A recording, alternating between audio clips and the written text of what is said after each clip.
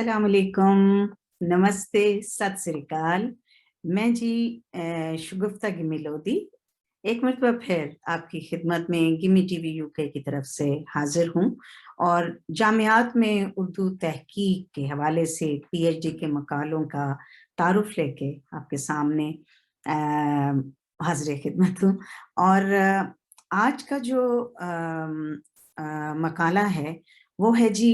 इस्मत चुगताई और कुरतुल ऐन हैदर के अफसानों का तकाबली मुतालिया। और ये मकाला निगार हैं काजी शगुफ्ता निज़ामुद्दीन और इनके निगरान मकाला जो हैं वो रेहान परवीन हैं। और ये भी पंजाब यूनिवर्सिटी चंडीगढ़ का मकाला है। तो आइए इसका तारुफ आपके सामने पेश करती हूँ। उर्दू अदब के फरोग में जिन फनकारों ने हिस्सा लिया उनमें ख़वातीन की तादाद अगरचे मर्दों के मुकाबले में कम है, ताहम जिन ख़वातीन ने उर्दू अदब के दामन को थामा, उन्होंने मुख्तलिफ असनाफ के तवस्सुत से उर्दू ज़बान व अदब की ग्रां बहा खिदमात सर अंजाम दी हैं। ख़वातीन फनकारों का सरमाए अदब अगरचे बाएतबार कमियत बहुत ज्यादा नहीं है, लेकिन बेएतबार कैफियत और वजन वकार के लिहाज से बहुत बुलंद मर्तबा है। अगर 20वीं सदी में लिखने वाली सभी खवातीन के अदबी कारनामों पर एक सरसरी नजर डाली जाए, एक सरसरी सी, तो ये हकीकत सामने आती है कि अफसानवी अदब की तरक्की का सहरा 20वीं सदी के निस्फ अव्वल में इस्मत चुगताई और निस्फ दोम में कुरतुल ऐन हैदर के सर जाता है। क्योंकि इस्मत चुगताई ने जहां औरतों को कलम पकड़ना सिखाया, तो वहां पर कुरतुल ऐन हैदर ने खवातीन फनकारों में दानिश्वरी की एक नई और मुस्तहकम रवायत कायम की। इन एतबारात से हर दो खवातीन के फिक्र फन का तकाबली मुताला किया जाना बहुत ज़रूरी भी है, ताकि ना सिर्फ ये कि दोनों की फ़नी और तकनीकी खसूसियात पर रोशनी डाली जा सके, बल्कि उनके फ़र्क व इम्तियाज़ और मुमासलतों और मुखालफतों को भी वाज़ेह तौर पर सामने लाया जा सके, ताकि पूरी सदी के अदबी माहौल के तनाज़ुर में इन मुमताज़ तरीन और नुमाइंदा अफसाना निगारों के फ़िक्र फ़न के मुताले से मुस्तकबिल के अदबी मायार का तयन किया जा सके।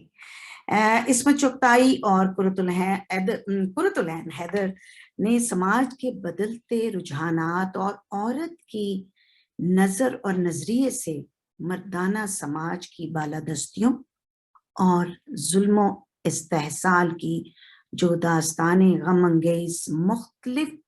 पैरायों में पेश की है, वो गुज़श्ता सदी की समाजी पेचीदगियों और औरत की बेदारी शाऊर और जहनी उड़ान की खमाजी करती हैं। इसलिए ये भी ज़रूरी है और ये ज़रूरी महसूस भी हुआ कि इन दोनों ख़वातीन के फ़िक्र फ़न के सभी जहात को मौजू बहस बनाकर बहसियत मजमूई उर्दू के अफसानवी अदब यानी फिक्शन के फ़रोग़ में इन दोनों ख़वातीन के ज़रिए अंजाम दी गई खिदमत पर रोशनी डाली जा सके। तहकीक का मौजू इस्मत चुगताई और कुरतुल ऐन के अफसानों का तकाबली मुतालिया है, और तरतीब व तहजीब और मुताले की सहूलत की खातिर इसको 9 अबवाब में तकसीम करके इस बात की कोशिश की गई है कि मकाले के इन 9 अबवाब में पस मंजर और ज़रूरी मालूमात पेश करने के बाद इस तरह से हर 2 ख़वातीन की फिक्री और फन्नी तख्लीक को वाज़े किया जाए, ताकि कारी के जहन में मुरत्तब और सिलसिलादार तरीके से मुबाहिस और नुकात वाज़े होते चले जाएं, और बिलाखिर दोनों की अदबी हैसियत और वकार का एक नक्श उभर कर سامنے آ سکے۔ سب سے پہلے ضروری یہ محسوس ہوا کہ تقابلی مطالعے کی جامع و مانیہ تعریف کرتے ہوئے اس کی اہمیت و افادیت، عہد بے عہد اس کا ارتقاء اور تابناک مستقبل پر روشنی ڈالی جائے، نیز اردو میں تقابلی مطالعے کی ضرورت اور اہمیت کا احساس بھی دلایا جائے۔ دوسرے باب میں دونوں خواتین کے سوانی حالات و کوائف کو اس غرض سے پیش کیا گیا ہے کہ دونوں نے کن مختلف حالات میں نیز ذہنی اور نفسیاتی صورتحال میں رہ کر اردو ادب کی آبیاری کی ہے۔ یعنی اس باب میں دونوں کے خاندانی حالات اور گرد و پیش کے ماحول اور تعلیم و تربیت کا ذکر کیا گیا ہے۔ تیسرے باب میں 20ویں صدی کے نصف اول اور نصف دوم کے سیاسی، سماجی اور ادبی ماحول کا تذکرہ کیا گیا ہے، تاکہ دونوں ہی عہد ساز شخصیات کا اپنے معاشرے کو درپیش مسائل اور اہم رجحانات و میلانات کا بخوبی اندازہ کیا جا سکے۔ چوتھے باب میں ہر دو خواتین فنکاروں کے افسانوی ادب کے موضوعات کا جائزہ لیا گیا ہے، کیونکہ دونوں افسانہ نگار خواتین تقریباً ایک جیسے سماج میں رہتی تھیں، لیکن حالات کے بڑھتے سیلاب میں جہاں شکست و ریخت کے بہت سے مناظر سامنے آ رہے تھے، وہیں پہ نئی خوشگوار تبدیلیاں اور انقلاب بھی رونما ہو رہے تھے۔ معاشرے کی اس ذہنی اور فکری کروٹ کو بھی دونوں خواتین نے اپنا موضوع بنایا ہے۔ چنانچہ اس باب میں دونوں کے موضوعاتی تنوع اور فنی بصیرت پر روشنی ڈالی گئی ہے۔ پانچویں باب میں کوشش کی گئی ہے کہ دونوں خواتین کے ادبی سرمایہ کا ایک مختصر تعارف بھی اس موقع پر پیش کر دیا جائے، تاکہ ناول، ڈرامہ یا دوسرے اصناف میں دونوں نے جو قابل لحاظ سرمایہ کا اضافہ کیا ہے، جو ایڈ اپ کیا ہے، اس کو مختلف جہتوں میں دیکھا جا سکے۔ چھٹے باب میں دونوں خواتین کا فنی اور تکنیکی اعتبار سے موازنہ کیا گیا ہے، اور یہ پہچاننے کی کوشش کی گئی ہے کہ دونوں کی فنی جہتیں کس حد تک مماثل ہیں، کس حد تک متضاد ہیں۔ اور ساتویں باب میں اس لحاظ سے بہت اہم ہے کہ اس میں دونوں افسانہ نگاروں کے افسانوں میں متفرق اور منتشر خیالات کو مرتب طریقے سے پیش کر کے یہ سمجھنے اور سمجھانے کی کوشش کی گئی ہے۔ یہاں کارل مارکس کی مادیت، سوشلزم، گاندھیائی نقطہ نظر اور روحانی اقدار سے لے کر وجودیت تک کے افکار و نظریات کو فن پاروں میں کس طرح سے منعکس کیا گیا ہے، اس کا جائزہ لیا گیا ہے۔ اور جناب والی مقالے کا 8واں باب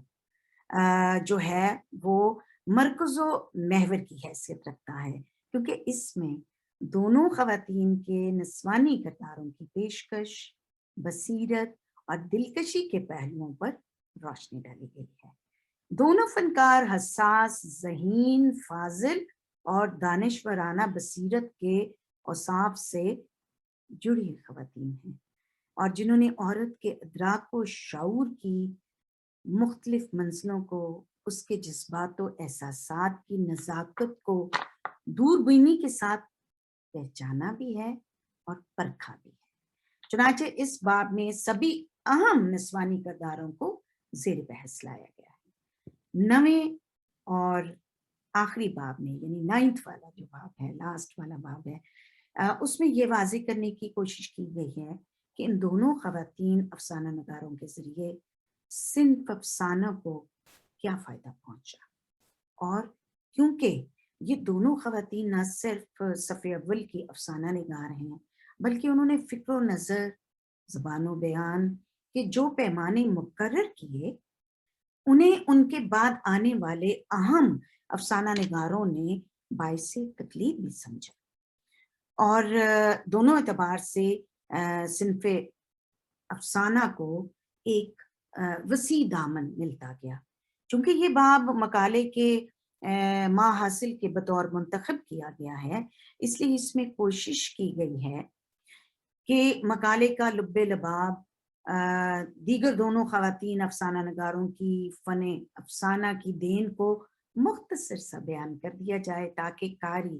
ایک ہی نظر میں یہ اندازہ کر سکے کہ مذکورہ دونوں نامور خواتین افسانہ نگاروں کے انداز فکر، انداز فن، اسلوب اور پیشکش کا معیار کیا ہے۔ کیونکہ عصمت چغتائی اور قرۃ العین حیدر کے اس تقابلی مطالعے سے مراد ہر دو ادیباؤں میں کسی کی نہ تو فوقیت دینا ہے، نہ ہی اس کو کوئی کم درجہ دینا ہے، بلکہ یہ ثابت کرنا تھا کہ فکر و فن اور اسلوب و پیشکش کے اعتبار سے ان دونوں کے اندر کیا کیا مماثلتیں اور کیا کیا مخالفتیں موجود ہیں۔ تو جناب یہ تھا ہماری اس سیریز کا آج کا مقالے کا تعارف۔ امید ہے آپ کو پسند آیا ہوگا، اور جتنے بھی طلباء و طالبات آگے پی ایچ ڈی کرنے کا ارادہ رکھتے ہیں یا جو پی ایچ ڈی کر رہی ہیں اور جامعات میں اردو تحقیق کے سلسلے میں ان کو کچھ مشکلات تھی، ہماری کوشش ہے کہ ان کو اس سے فائدہ پہنچ سکے۔ اپنی فیڈ بیک کا ہمیں ضرور بتائیے گا، تاکہ ہم اسی سے آگے بہت ساری چیزوں کو ترتیب دے سکیں۔ بہت شکریہ۔ اگلے پروگرام میں دوبارہ ایک اور مقالے کے ساتھ حاضر ہوں گے۔ خدا حافظ۔